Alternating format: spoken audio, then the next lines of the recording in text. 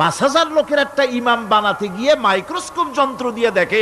আর যখন নির্বাচন আসে তখন ২.৫ থেকে ৩ লক্ষ মানুষের জন্য একজন এমপি নির্বাচিত হয়। সেই ইমামকে বাছাই করার জন্য নামাজ পড়ে কিনা, জিনাকার কিনা, মদখোর কিনা, সুদখোর কিনা, ঘুষখোর কিনা, বদমাশ কিনা বাছাই করা হয় না।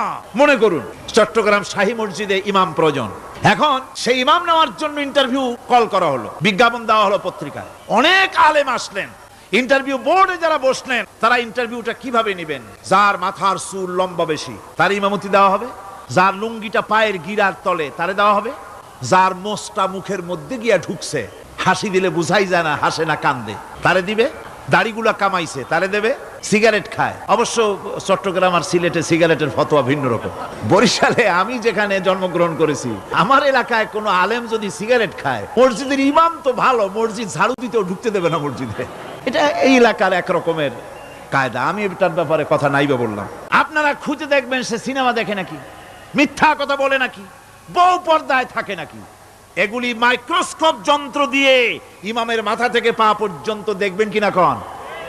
আচ্ছা এবার কন তো দেখি, এই ইমাম সাহেব ইমামতি করবে কতজন লোকের? ৫০০, ১০০০, শাহী মসজিদে ধরেন ৫,০০০ লোক হইল। ৫,০০০ লোকের ইমাম নির্বাচনের সময় পা থেকে শুরু করে মাথা পর্যন্ত দেখেন, এমনকি বউ পর্যন্ত। বউমনি আনিয়ে দেখেন না, পর্দায় থাকে কিনা এইটা আপনারা দেখেন, ঠিক কিনা? এ খবরটা নেন। ৫,০০০ লোকের একটা ইমাম বানাতে গিয়ে মাইক্রোস্কোপ যন্ত্র দিয়ে দেখেন মোষ কেমন, দাড়ি কেমন, চুল কেমন, পাও কেমন, হাত কেমন, হাতে নখ লম্বা কিনা, দাঁতে ছাতা কিনা, বউ পর্দায় থাকে কিনা, মিথ্যা কথা কয় কিনা, এত দেখেন। আর যখন নির্বাচন আসে তখন ২.৫ থেকে ৩ লক্ষ মানুষের জন্য একজন এমপি নির্বাচিত হয়। সেই ইমামকে বাছাই করার জন্য নামাজ পড়ে কিনা, জিনাকার কিনা, মদখোর কিনা, সুদখোর কিনা, ঘুষখোর কিনা, বদমাশ কিনা বাছাই করা হয় না। নামাজ আমাদেরকে এটা শিখায় ইমাম কেমনে বানাইতে হবে। কোন সুবহানাল্লাহ।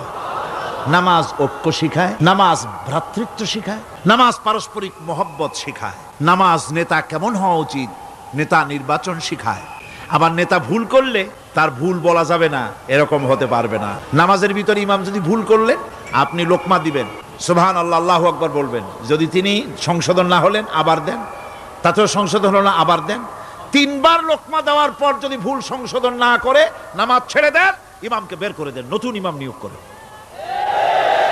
যারা ক্ষমতায় যাবে, আপনি রাষ্ট্রের ইমাম যারে বানাবেন, সেই রাষ্ট্রীয় ইমাম যদি জনগণের ইচ্ছার বিরুদ্ধে যদি চলে, ১ বার লোকমান দেন, ২ বার লোকমান দেন, ৩ বার দেন, তারপরেও যদি না নামে, ঘাট ধরে নামে না। নামাজ আপনাকে নেতা নির্বাচন, নেতাকে প্রতিষ্ঠিত রাখা, নেতার আনুগত্য আপনাকে শেখায়।